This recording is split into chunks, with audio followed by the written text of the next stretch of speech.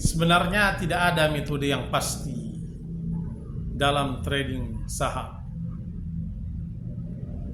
Paling tidak ada 3 metode dalam trading saham: analisis teknikal, analisis fundamental, dan market maker analysis atau bandar logam. Tentu ketiga metode itu memiliki penganut fanatiknya masing-masing.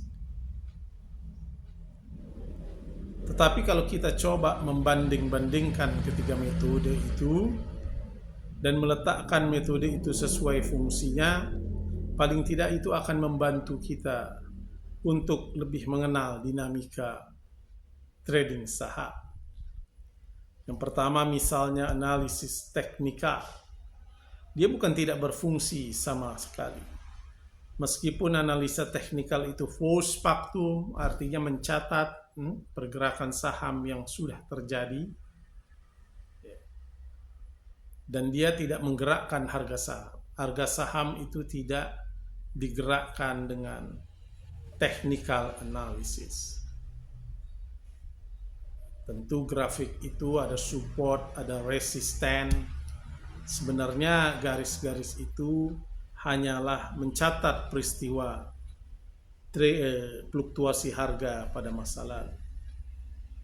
Nah, kalau Anda terjebak di dalam analisis ini, mengikuti support dan resisten pada grafik, belum tentu Anda akan berhasil.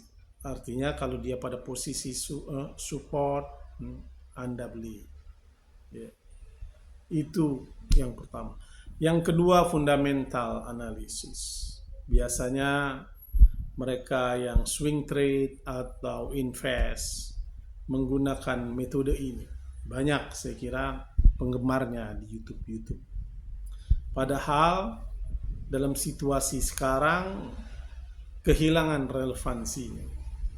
Membongkar-bongkar laporan keuangan, berkutat pada PE ratio, dan sebagainya itu sebagai cara kita untuk membeli saham, itu juga sudah tidak relevan.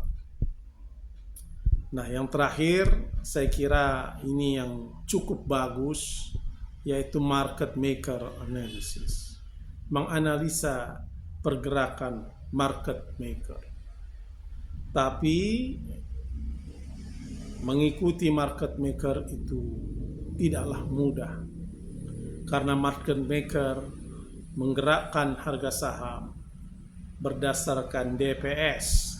Mereka memiliki daftar pemegang saham yang mereka evaluasi pada malam hari, dan kemudian esoknya ia akan memutuskan net sell atau net buy.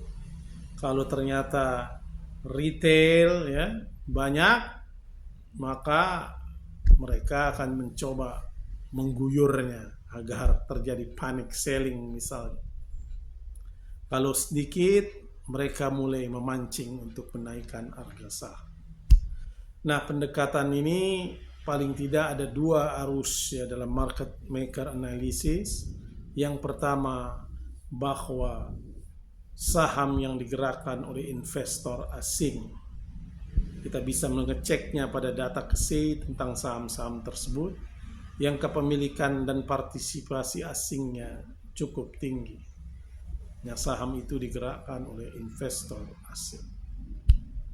Orang menyebutnya biasanya foreign flow, mengikuti arus uang asing yang masuk pada sebuah emiten.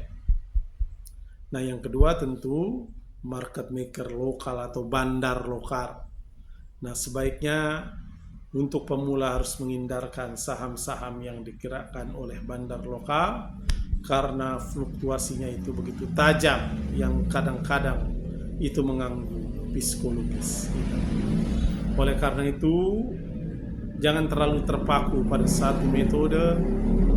Mulailah berpikir komprehensif, critical thinking, karena itulah yang bisa menyelamatkan kita dalam trading saham. Terima kasih.